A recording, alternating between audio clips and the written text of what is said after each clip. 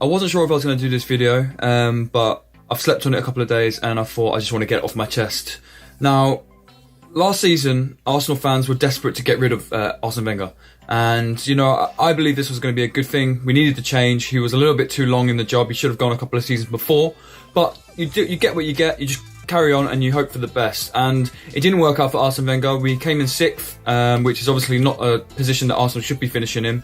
But you deal with it, and thankfully he decided to leave his job. Everyone was happy that it was going to be a new fresh start. It was going to be good. We were going to have new ideas, new staff. We were going to have hopefully new players, and then we obviously signed Unai Emery. And I thought, of all of the managers that were available at the time, this probably was one of the best options for us, and I was really happy that we got him. And then, you know, we had a good summer. He got, the things Arsenal fans have been wanting for so long is to get the transfers out of the way early. Don't make stupid fucking bids like 40 million plus £1 for Luis Suarez. Just do just be normal, you know. Go out, get your targets, put a decent amount of money for them, and then go and train with them pre-season, get the ideas in, get the tactics right before the start of the first game of the season. Now, Unai Emery's come in. He's obviously got a language barrier at first, but that's fine. You can get over that. He's going to get better. Pochettino was the exact same when he first went to the Premier League.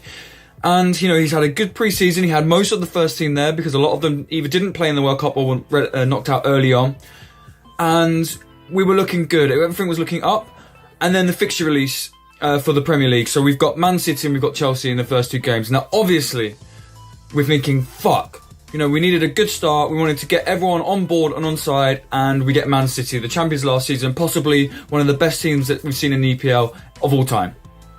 So I'm thinking to myself, okay, well, you know, we've had a good pre-season. We've made some good signings. You know, we've put people in key positions that we've needed for a very long time. The reluctance of Wenger to sign a defensive midfielder is just beyond anything that I could understand, even though I was a supporter of Wenger. So we got Torreira in, we got Leno in, we got Lichtsteiner in, we got Socrates in.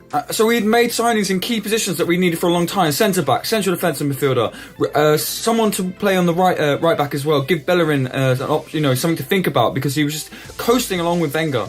So we come to our first game of the season. You know, we've got a new manager, we had a complete overhaul of the backroom staff at Arsenal. We've got the new signings in, and, you know, we've come up against Man City at home. Now, for the first 15 minutes of the game, I was really happy. You know, we didn't start that well, but we had a full stadium, everyone was on board, and there was good noise from our crowd. Obviously, the Man City away travelling supporters are obviously going to be really good, and they were very loud as well. And then Man City scored just before half-time. Of course, it was an absolute blow. Of course, it was not what we wanted. We wanted to at least try and, you know, go in at half-time 0-0, hopefully come out in the second half and maybe grab something against Man City. But we keep forgetting that this is one of the best Man City sides ever, of all time. And possibly one of the best sides ever of the EPL. Now, we come out in the second half, and I hate the fact that the Emirates, the middle corporate section, is empty for the start of the second half. This really annoys me. But anyway, it seems to be the thing of the new stadiums with Wembley and other stadiums like that. But the thing that really pisses me off about the state of Arsenal right now is that we're losing 2-0 with 5 minutes to go. Most Premier League teams won't give up on their team 5 minutes to go, even if they're 2-0 down. And the fact that the stadium was half empty at 87 minutes, and by the time it was at 90 minutes, the stadium was only about 1/3 full, and you have a Man City support which is absolutely full and singing their hearts out, it pisses me off so much. Like, you go to support your team, anything can happen in 5 minutes in football. Anything. Imagine if we did get a goal in the 87th minute. We need the support there to stick by the team. They need to stick by the manager. How do you think Unai Emery feels when he sees that the stadium's half empty with it's not even 90 minutes yet, and then it's almost empty by 92 minutes? Like, this is absolutely bullshit. Like, you've got to stick to your team. You've got to support your team all the way through the game. It doesn't matter what the score is.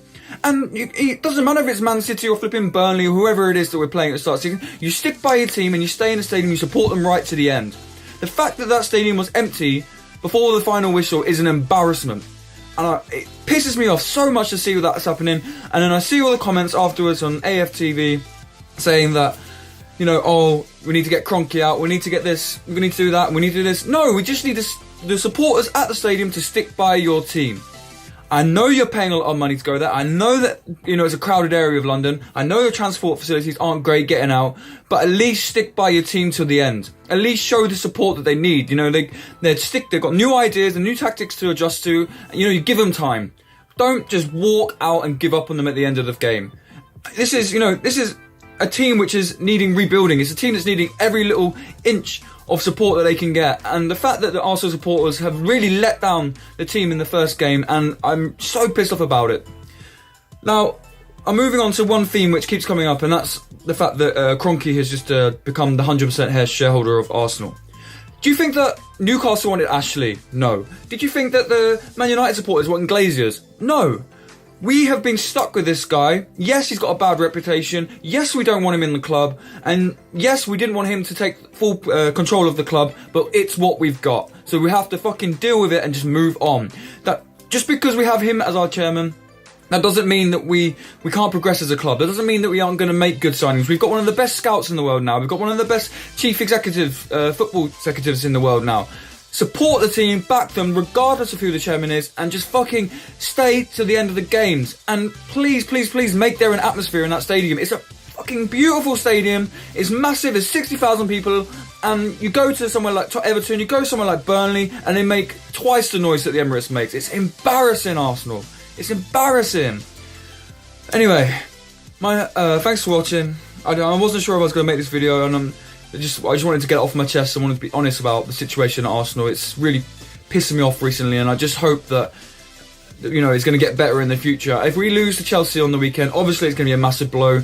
We really do need to get some points in the first two games, but if we don't, we need to accept that we've got a fresh start. We've got a fresh manager. We've got fresh players in fresh tactics, fresh staff. It's what we wanted all along. It's not going to be perfect at the start. Nothing's perfect at the start. It takes time. Pep Guardiola was trying to get players that couldn't play his system at the start. It's taken him nearly 2 seasons worth of transfers to get the team he wants. We need to give Emery the same backing. We need to give the players the same backing. I know that it's frustrating watching people like Ozil and Ramsey. Yeah, they've got the skill, they've got the ability, but we've got to back them. And if they can't play the system that Unai Emery wants, then they're going to be gone soon. And we're going to replace them with players that can. Anyway, thanks for watching. If you agree with me, then give me a like. Obviously, I would like to hear your comments in the below about how you feel about the state of Arsenal if you're an Arsenal fan. Thanks.